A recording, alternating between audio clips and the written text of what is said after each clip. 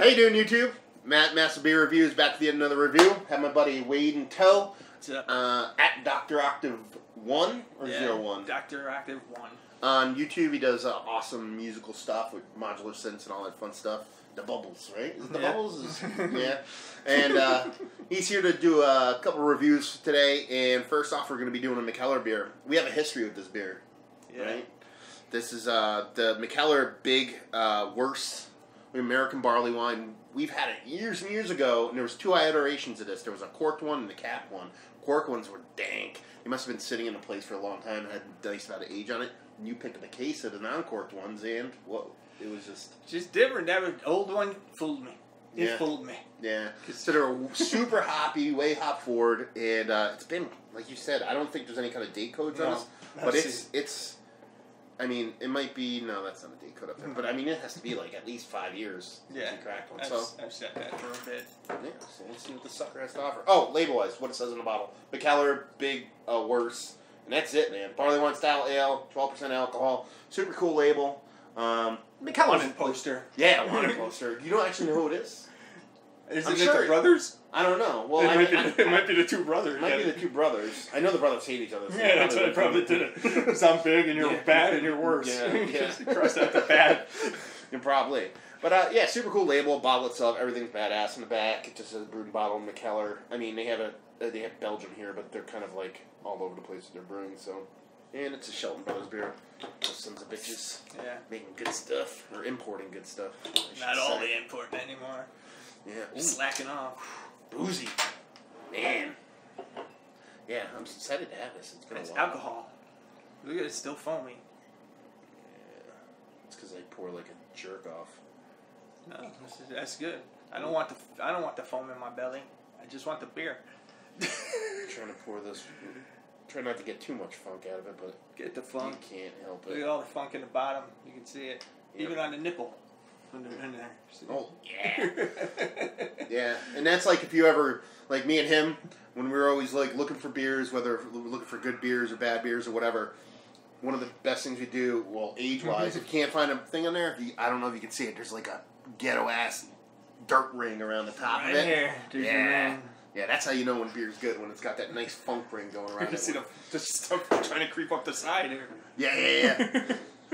Color-wise, I mean, mine's got a ton of sediment in it. Yours really doesn't because I poured yours first, but I mean, it got a little sediment going on in there. Yeah, it's like you got a lot more floaters than I got, though. Yeah, but I like the funk. Hey. It's like a really nice, like orangish, reddish color.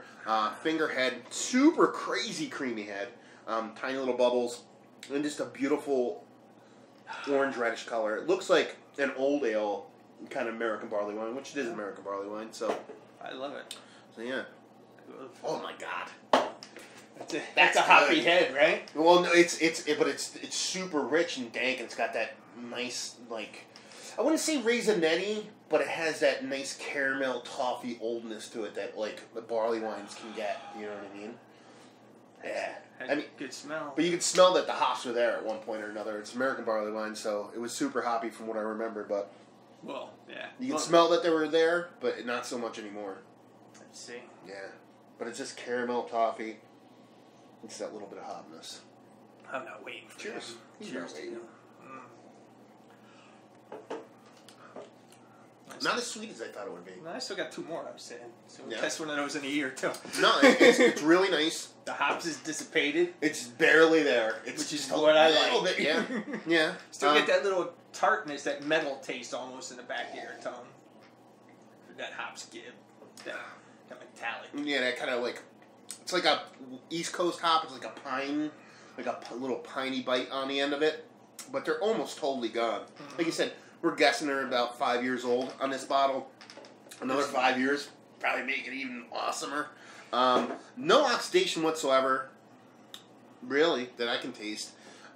Just crisp and clean, actually. Yeah, a little bit dry, not super sweet, but yeah, tastes really nice. I mean, for I'm guessing a 5-year-old American barley wine, it's aging exactly the way it should. And it tastes pretty badass. Yeah. It tastes even better because the hops are gone. The last time we cracked this, it was way too hoppy. And it's not so much because we like the Cockeye Cooper from the Unta or Uinta, and that's hop has a decent amount of hops, and it's just not so much that there's hops in it. It's just that if it's balanced right and done well. And this one just seemed a little bit unbalanced. Now it's balanced. That's good. You could give this to a hop head, and they would be appreciative. Yeah. Or you could give it to a barley wine head like myself, and they'll appreciate it also. Yeah. But we're not going to give it to anybody. We're going to give it to our stomachs. You want it? Go find it yourself. I look at too many beer places to give my beer away. Yeah. I mean, based off memory, if I was going to rate this, not this one, but the original one, I'd probably give it like a 70, 80. 81, 82, just because of what it is. Now, what it is now, I'd probably give it like a 90.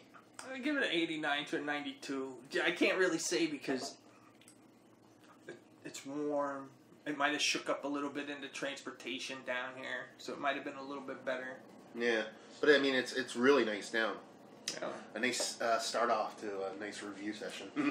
Always be some high octane today. Yeah. I'm gonna get in trouble tonight. You won't get in trouble. You'll be passed out. Cat doesn't really have too much funk going on the inside. Usually, it kind of gets like a little that bubbly kind of messed upness. I just sat it and left it. Didn't move it. Yeah. It didn't get pushed around anywhere. It just sat. Yeah. And a whole, you got, was it a whole case you got? No, I just grabbed it, whatever they had on the shelf. I grabbed the whole line. Yeah. What is it, 5, 6 of them, something? Something like 8 or something. But we drank one here, I drank one there, here and there. What do you have, like, how many left? 3? 2 or 3. Nice. So every couple of years, crack one off. That's how I've been trying to do it. Because then I'm like, it's still too hoppy. So yeah, I mean, overall, like I said, I give it like a 90. He's right about there, maybe a little less, a little more. I do usually do the whole value and availability thing. I'm not going to do it on this because it's an aged beer and it's a whole beer. And you know, what do you remember what they cost originally a piece? Probably like 11, well, 12 bucks. The corked one I think was like $22, and this one was I think like only $12, $13. Yeah, I mean you're putting in the heavy lifting with the aging and stuff like that. Yeah. But I mean for $12 in sitting on it, it's definitely worth it. But we'll leave that off. But yeah, really nice beer. I dig it. It's cool. Yeah, it's pretty smooth. It's a little bitey in the back, but it's good. Yeah. It'll wake you up. Yeah. It's good for Sunday. Wake you up and put you down. Both That's at the same time. Yeah. So there you go. There's your review. Mikkeller's Bad. I like to call it the Big Bad Worse, even though bad is crossed out. People call it the Big Worse. I call it the Big Bad Worse. You know, if you get an aged bottle, you got to pick it up. Especially if it's like $10 to $15 for a bottle, you got to owe it to yourself. Yeah. I mean, it's probably like 4 and change milliliters. It's not like even bomber size. I don't even think they have a size on it, but it's a little bit tinier. But it's totally worth 12 ounces. 12.7. No, it's 12% alcohol. Oh, 12.7 fluid ounces. There it is. But yeah, it's totally worth picking up. And yeah, another review down. So hopefully you guys enjoyed the review. Try one. If you do or you didn't, tell us.